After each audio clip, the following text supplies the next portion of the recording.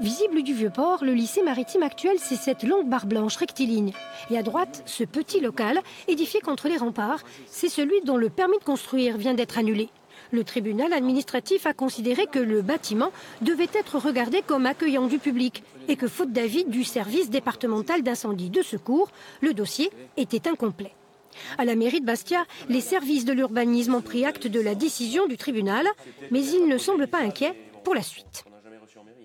Le juge considère que ce bâtiment est un bâtiment recevant du public. Le SDIS que nous avons saisi, lui, a considéré que ce bâtiment ne recevait pas du public. C'est pour cela que le permis a été instruit. Il n'y a donc pas eu de passage de la commission de sécurité. Le SDIS, le service départemental d'incendie, avait effectivement écrit à la mairie qu'il n'avait pas besoin de se prononcer. Aujourd'hui, pour éviter la démolition de ce local, un nouveau permis va être déposé par la collectivité de Corse, porteur du projet. Une péripétie pour les élus, pas pour les riverains, réunis dans un collectif. Fort de 3200 signatures, ils ont le sentiment d'avoir remporté une petite victoire. Opposés à la surélévation du bâtiment, ils veulent l'arrêt du projet et le déplacement de l'établissement. La construction de ce lycée maritime dans les années 60 a nécrosé toute une partie de la citadelle de Bastia.